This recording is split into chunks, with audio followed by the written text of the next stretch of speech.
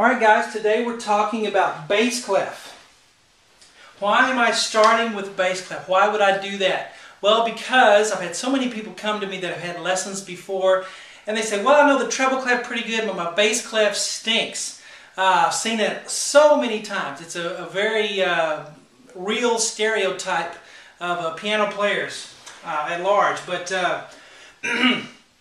so bass clef, we always have trouble with that. And if you wonder why it's always bass clef, it's because when we first, it always goes back to when we first started playing. All right, it always goes back to our childhood, right? When we first started playing, it's easy to fake the left hand. It's easy to see the patterns and with a little guesswork to get by with faking it and not really knowing the left hand notes, but knowing them just enough to get by. There's typically not as many left hand notes when you first start piano, so it's easy to fake it, and we get into a pattern of faking it.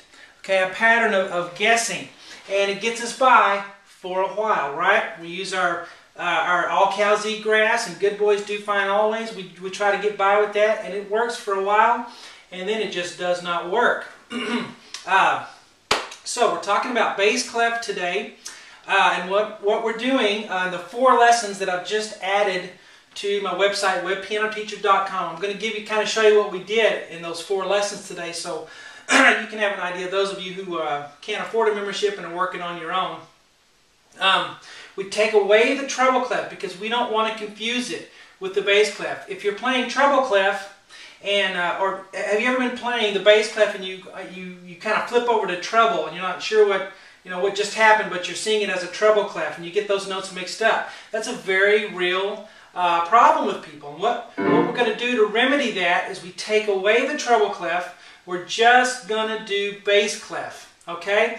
We'll come back to treble later, but we need to strengthen the thing that's weak, and it's our bass clef.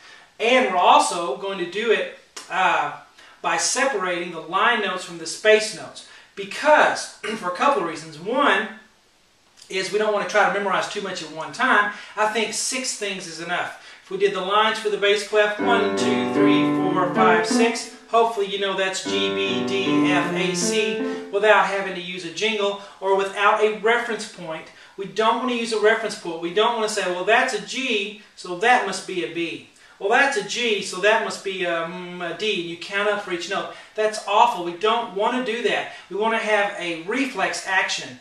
B, F, D, A, C, just an automatic thing. Not only with our seeing and understanding what the note is, but also with feeling and physically on the piano without having to look down every note. Okay? And that's what we do in those 4 lessons, is we work on feeling from one note to the next. We work on something called substitution, where you play one note and you substitute another finger so you can get to the next one if it's far away.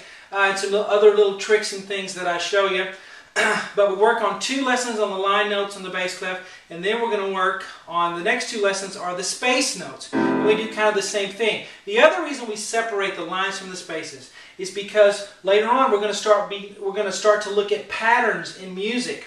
And left hand is full of chords and chord patterns, broken chords, blocked chords. And chords tend to be line, line, line, line, or space, space, space, space. They tend to have all the same characteristic, line or space. So I want you to start thinking about G, B, D, F, D, F, A, C. You see how we can find chords in those? We can also find chords in the space notes, F, A, C, E, A, C, E, G, and so forth. All right, and one more thing that I include in these 4 lessons, and by the way, I'm going to be adding lessons every day on this series, so you'll have plenty to do. I tell you exactly what to do, how much to practice, and how to practice it.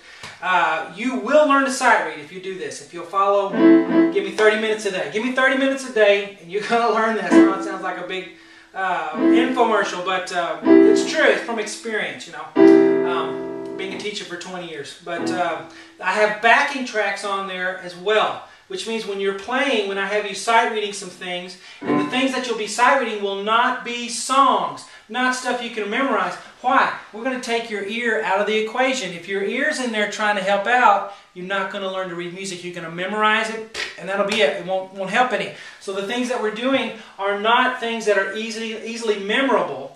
Okay, so that you learn how to be a computer. Just spit out those notes. They're Their ear will come in and help us later, but right now we need to have this be a reflex action from paper to eye to keyboard.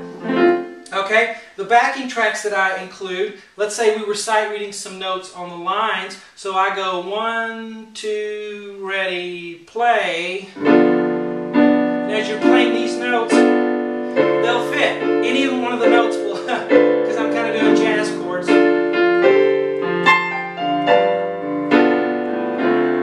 I do the same thing for the space notes.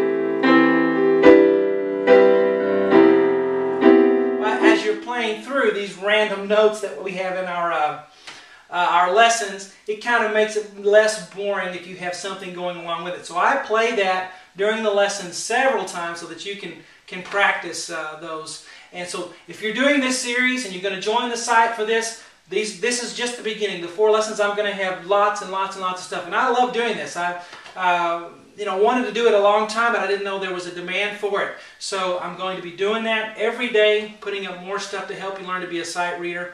These 4 lessons will last you for quite a while, but I'm going to still be putting up new ones every day. So check out the website, webpianoteacher.com. I'll talk to you guys later.